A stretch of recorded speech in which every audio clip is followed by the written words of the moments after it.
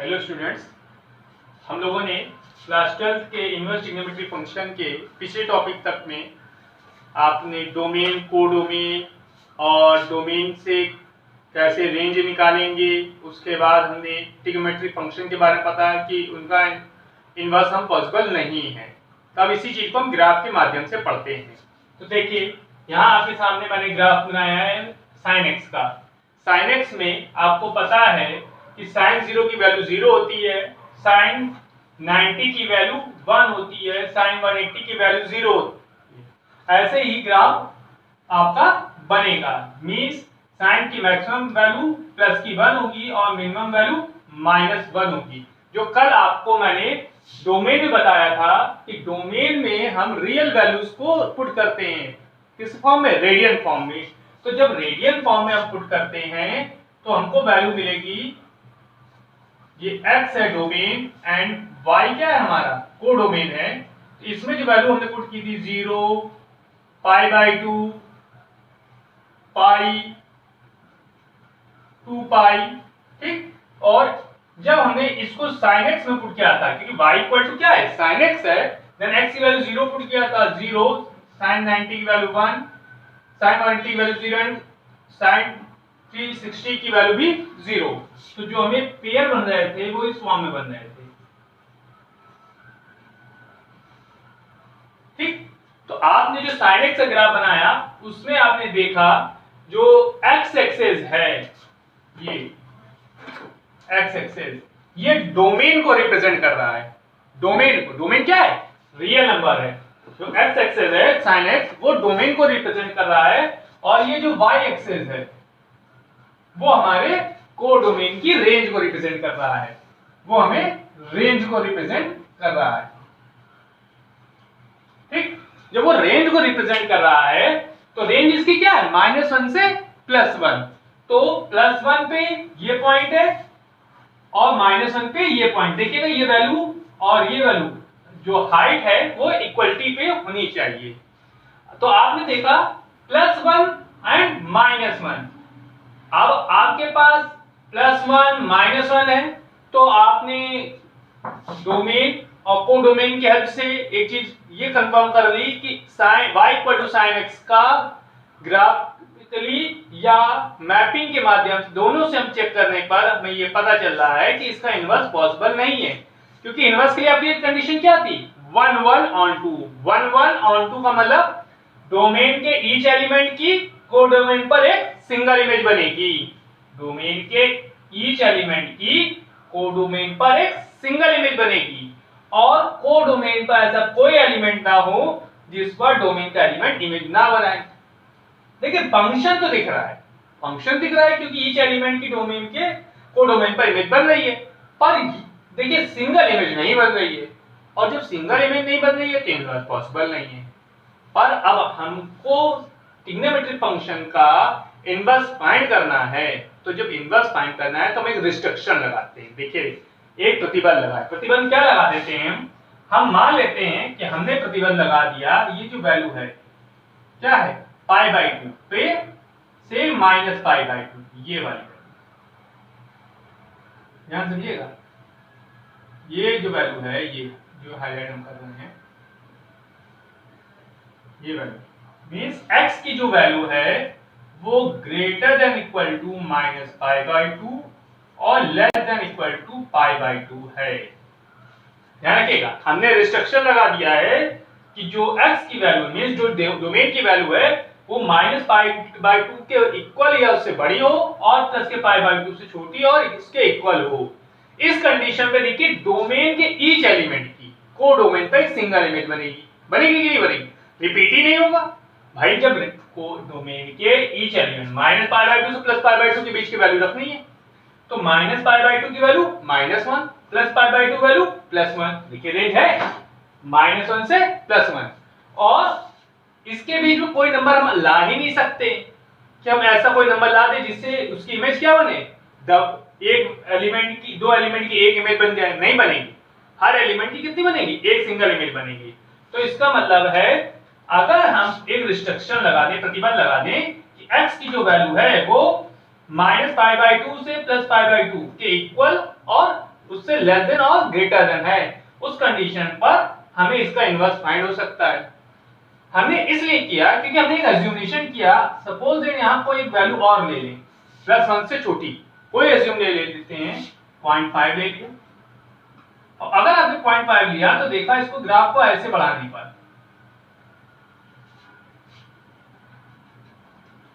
हमको यहां पर एक वैल्यू, यहां पर एक वैल्यू, यहां पर ऐसे इंफिनिटी कई वैल्यू फाइंड हो जाएंगी। देखिए 0.5 पर हमको कई वैल्यू फाइंड हो रही हैं, और जब कई वैल्यू फाइंड हो रही है तो इनवर्स पॉसिबिलिटी नहीं बनेगा, इसका हमें रिस्ट्रिक्शन लगाना पड़ेगा, प्रतिबंध लगाना पड़ेगा।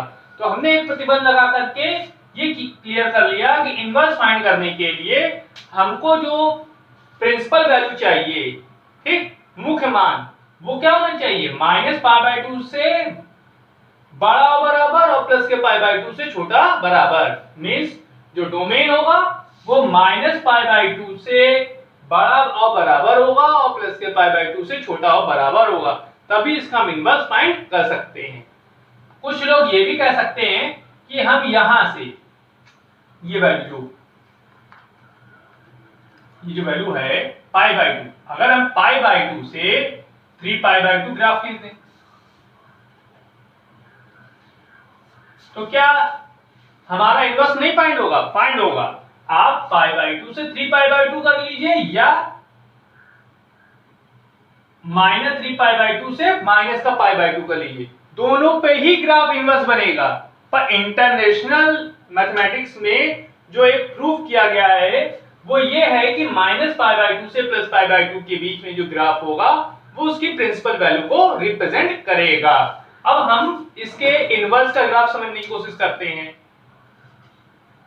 अब देखिए जब हमने y = sin इनवर्स का ग्राफ खींचा तो आपको एक चीज पता चल गई। क्या पता चली? कि यदि डोमेन क्या है x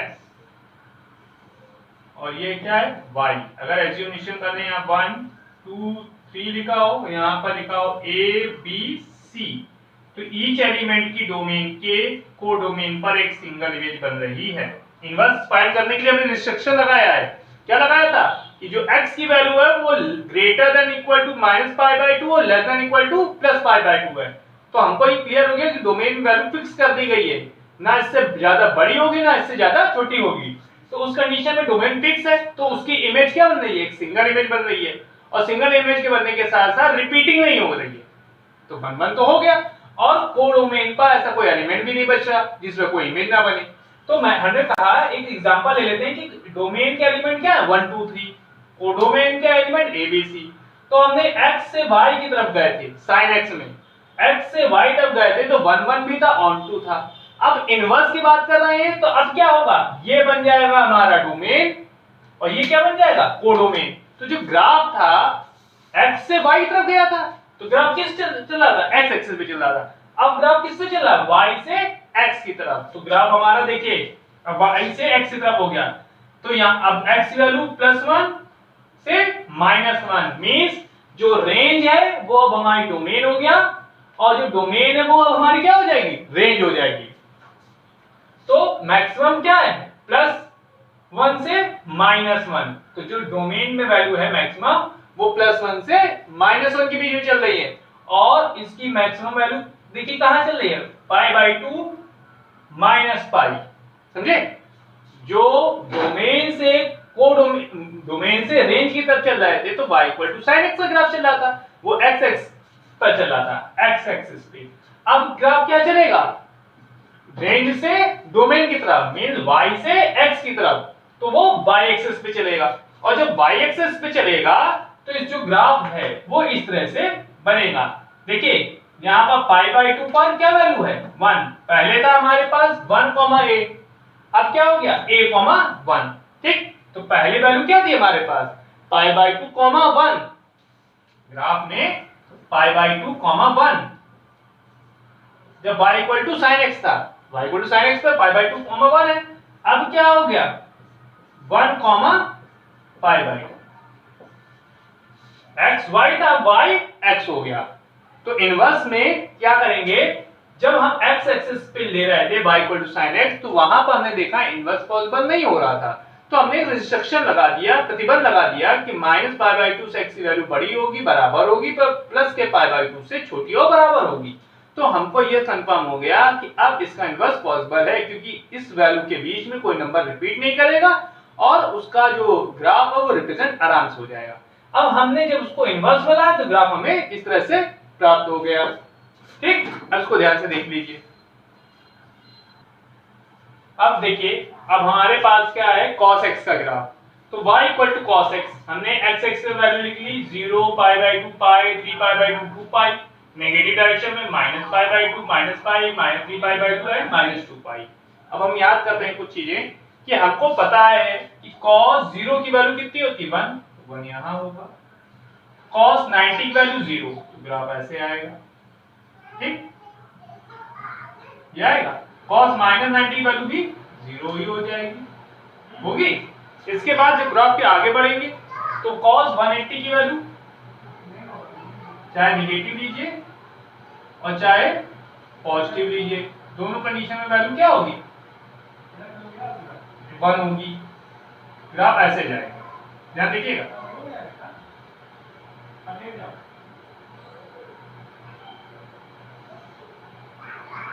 -3π/2 आपको पता है cos 0 की वैल्यू 0, cos 0 की वैल्यू +1, ठीक, और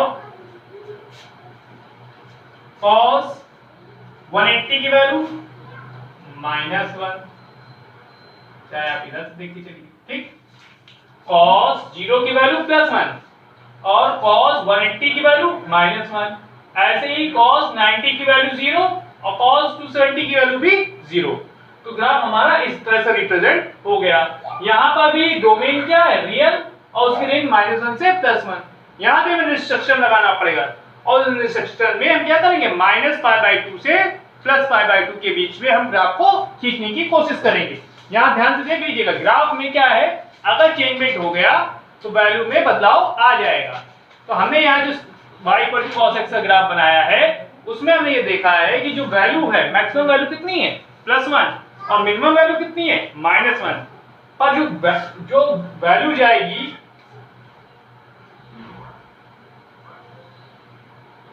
ये x और ये y, वहां पर क्या था, जो x था वो हमारे पास ग्रेटर देन इक्वल टू चल रहा था -π/2, ठीक, पर हमने देखा 0 पर क्या है मैक्सिमम वैल्यू +1, 0 पर क्या है मैक्सिमम वैल्यू +1 है और मिनिमम वैल्यू कितनी है -1। -1 किस पर है, -1 है आपके पास किस पर, 180 पर। देखिए 180 पर क्या है -1, तो -1 है तो जो ग्राफ होगा वो किसके बीच में चलेगा, 0 से π के बीच में, 0 से π के बीच में, मींस 0 से π के बीच में वैल्यू रिपीट नहीं करेगी। यहां से मात्र ये लाइन यहां तक, इस पॉइंट तक, क्योंकि आप अगर 0 से छोटी लेंगे और π से बड़ा कोई वैल्यू लेंगे उस पे क्या होगा, सिंबल रिपीट करेगा, तो वो 1 फंक्शन नहीं होगा। देखिए 0, cos 0 की वैल्यू 0, ठीक। उसके बाद अगर हम आते हैं cos 30 मींस π/6, cos 30 की वैल्यू क्या होती है √3/2, cos 60 मींस π/3, तो 1/2 और 180, ठीक, तो cos 0 की वैल्यू 1 और cos 180 की वैल्यू 0, ठीक। इसके बीच के कोई नंबर आएंगे रिपीट नहीं करेगा और सबके एलिमेंट कैसे बनेंगे ग्राफ, सिंगल, और कोई एलिमेंट ऐसा भी नहीं होगा जिस पर कोई डोमेन का कोई एलिमेंट इमेज ना बनाए। इसका मतलब है जो वैल्यू है वो 0 से π के बीच में होनी चाहिए। अब हम इसे इनवर्स का ग्राफ पढ़ेंगे। तो देखिए अब y equal to cos inverse x का ग्राफ, जो ग्राफ x एक्सिस पे था जिसकी मिनिमम वैल्यू डोमेन की 0 से π के बीच में चल रही थी, जो वैल्यू थी वो 0 से π के बीच में इंक्लूडेड थी, तो उसका जो रेंज था वो -1 से 1 था। अब हमको रेंज से डोमेन की तरफ आ रहे हैं, मींस मैक्सिमम वैल्यू क्या है +1 और मिनिमम वैल्यू -1, तो मैक्सिमम वैल्यू +1 और मिनिमम वैल्यू -1, तो जो ग्राफ बनेगा वो इस डायरेक्शन में बनेगा, क्योंकि देखिए cos 0 की वैल्यू क्या थी, +1 थी। तो इनवर्स में cos इनवर्स 1 किसकी वैल्यू होगी, 0। डोमेन से कोडोमेन पे चल रहे थे तो y cos x था।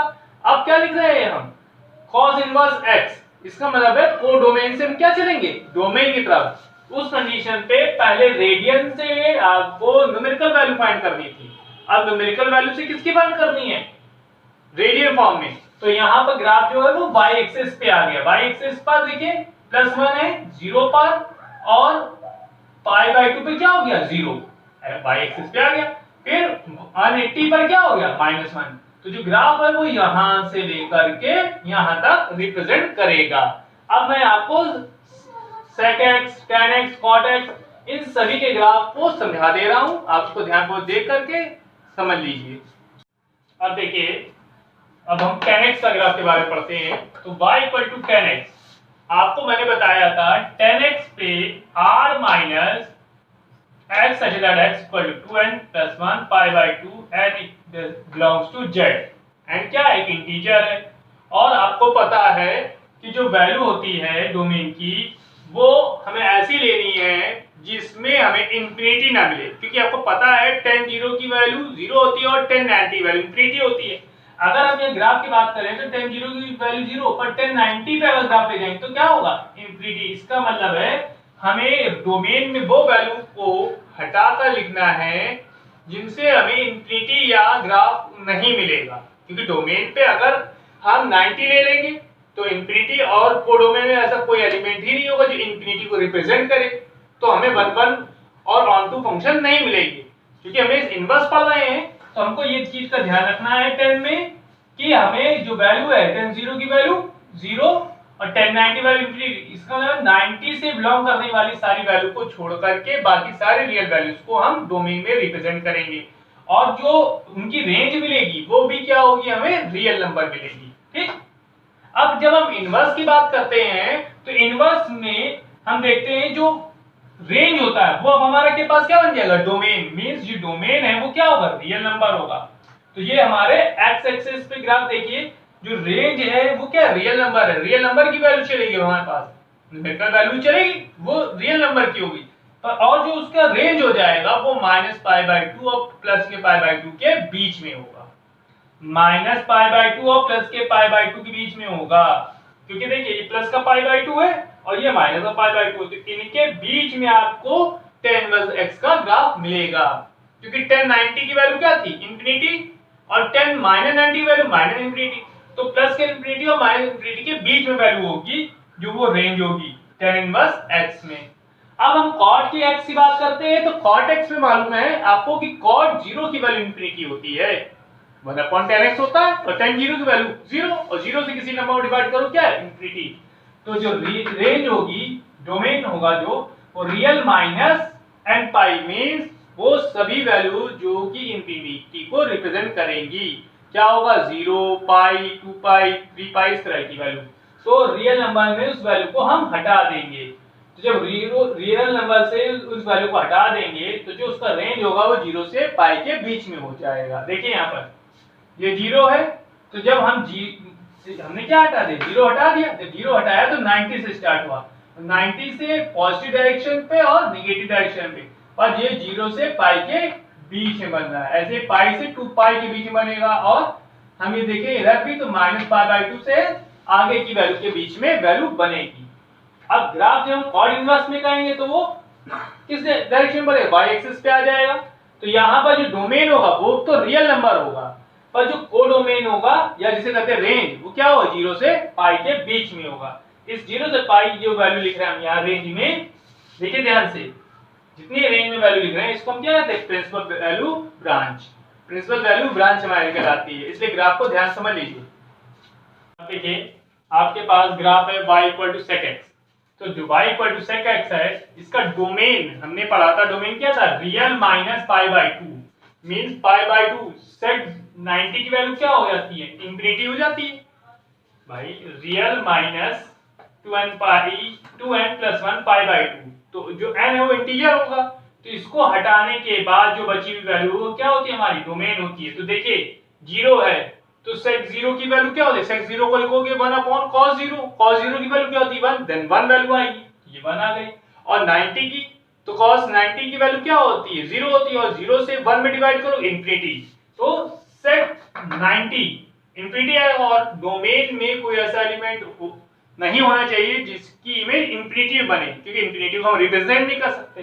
देन रियल नंबर में हम पाई बाय 2 वाले टर्म्स हटा देंगे। जब रियल नंबर में पाई बाय 2 वाले टर्म्स हटाएंगे तो जो रेंज होगी वो रियल माइनस -1 से 1, -1 देखिए -1 ये और 1 इनको छोड़ करके हर रियल वैल्यू यहाँ पर हमारे पास रेंज में मिलेगी। देखिए ग्राफ इसका इस तरह से बनेगा। और जब हम इनवर्स की बात करेंगे तो इनवर्स में इसका उल्टा हो जाएगा। इसमें क्या है y एक्सिस पे बात कर रहा है, तो जो वैल्यू है वो रियल -1 से 1, तो देखिए 1 इधर चलेगा, क्या चलेगा -1 -2, ठीक। तो +1 और -1 को छोड़ करके बची हुई जितनी वैल्यू वो रियल वैल्यू क्या हो जाएगी अब डोमेन। और जो उसका रेंज होगा वो 0 से पाई के बीच में होगा, और 0 पाई भी होगा, पर क्या नहीं होगा पाई बाय 2, क्योंकि आपको मालूम है sec pi by 2 value infinity होती है। अब हम ग्राफ की बात करते हैं cosec की। cosec में cosec 0 की वैल्यू क्या होती है इंफिनिटी।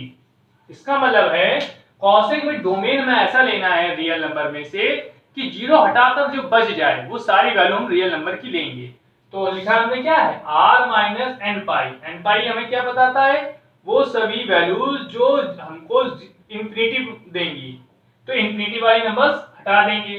तो आपके पास 0 पाई ऐसे ही 2 पाई 3 पाई इस तरह की वैल्यू हट जाएगी, बची वैल्यू रियल वैल्यूज हैं वो हमारी डोमेन हो जाएंगी।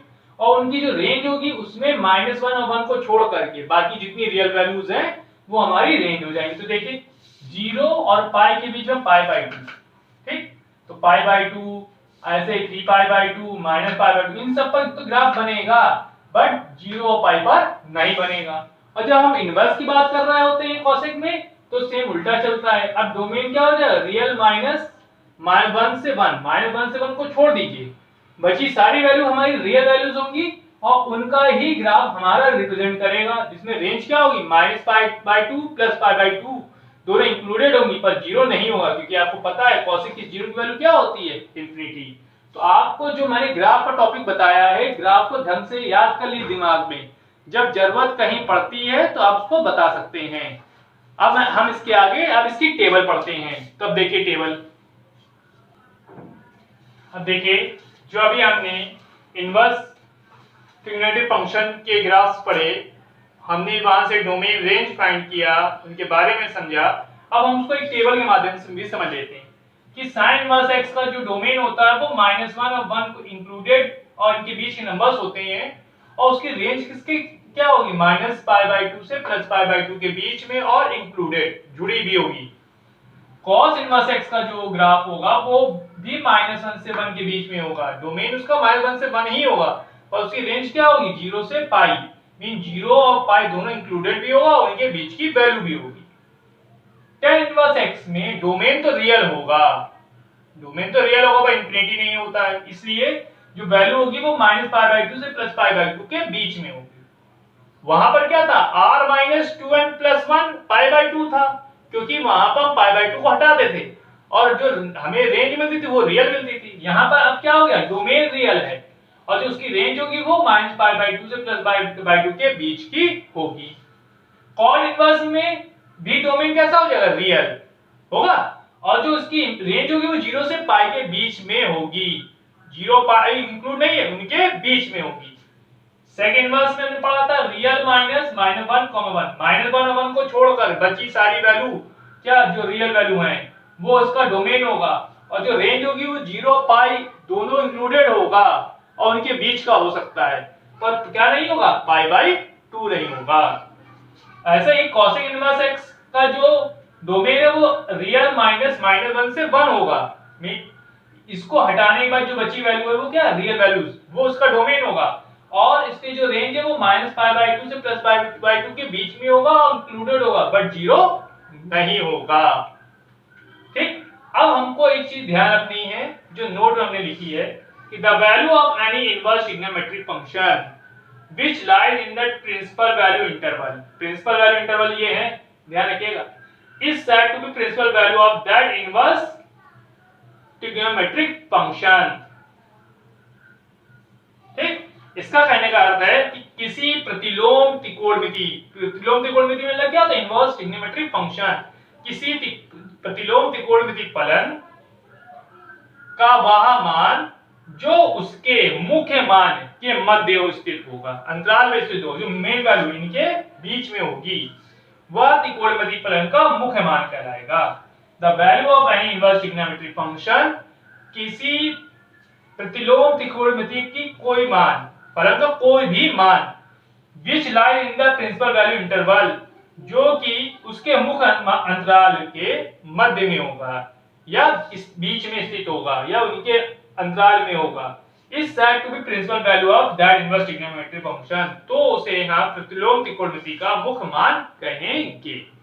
हमने इनवर्स ट्रिग्नोमेट्री का ग्राफ पढ़ा, डोमेन रेंज के माध्यम से पढ़ा, टेबल के माध्यम से पढ़ा, और उसमें हमें एक चीज समझा कि डोमेन से कोडोमेन में ग्राफ जब 1 1 और ऑन 2 होगा तो ही इनवर्स निकलेगा, वरना किसी भी फंक्शन का इनवर्स पॉसिबल नहीं है। इस चीज को हम समरी के रूप में इस तरह से पढ़ सकते हैं, as we know that trigonometric function are periodic function। देखिए अंतराल वक्त क्या होता है, ग्राफ में हमने देखा था, ग्राफ में वैल्यू रखते जा रहे थे, ग्राफ क्या बढ़ता जा रहा है, sin x का ग्राफ देखा था आपने, ऐसे ऐसे ऐसे ऐसे ऐसे बनते चला जा रहा था। ठीक, तो जो इस तरह का ग्राफ बन रहा था वो पीरियोडिक फंक्शन ग्राफ है। सो दो फंक्शन मैनिमम, तो उनके जो डोमेन से इमेज बन रही थी वो बहुत बन रही थी, मींस जो हमने साइन लिखा था y = sin x वाला बनाया था, इसमें हमने डोमेन में x मान लिया और कोडोमेन को क्या मान लिया, y क्या है हमारे पास, sin x है। तो अगर हमने 0 π/2 पाई 2 पाई इस तरह की वैल्यू रखी थी, तो हमें ग्राफ में वैल्यू क्या मिली 0 1 में, इसकी इस सभी देखिए क्या है, फंक्शन तो रिप्रेजेंट कर रहे थे पर कैसे थे, मैनिमम, क्योंकि यहाँ पर एक से अधिक एलिमेंट की एक सिंगल इमेज बन रही थी। वही लिखा है कि trigonometric function, so those function are minimum, वो मैनिमम है। ट्रिग्नोमेट्रिक आर नॉट 1 1 ऑन 2, ना तो वो 1 1 होता है और ना ही ऑन 2 होता है, क्योंकि देख लीजिए यहाँ पर y = sin x पे देखा, अगर हम एक रिस्ट्रिक्शन नहीं लगाएं, प्रतिबंध ना लगाएं, तो हमको एक से अधिक एलिमेंट की एक सिंगल इमेज मिलेगी, एक से अधिक एलिमेंट की एक ही इमेज मिल रही है, तो मैनिमम फंक्शन है, ना कि 1 1 ऑन 2 है। Over there natural domain and range, तो उनके जो डोमेन और रेंज क्या वो नेचुरली फॉर्म में रहेंगे, बट उनका कोई भी 1 1 ऑन 2 का रिलेशन नहीं मिलेगा। But if we restrict their domain and range, अगर हम कोई प्रतिबंध लगा दें उसके डोमेन और रेंज में, देन देयर इनवर्स में एग्जिस्ट, तो हमको उसका इनवर्स मिल सकता है। तो मैं आशा करता हूं कि आपको जो ग्राफ मैंने रिप्रेजेंट करके और थ्योरी की और टेबल की हेल्प से इनवर्स ट्रिग्नोमेट्री का बेसिक्स बताया है वो आपको समझ में आया होगा।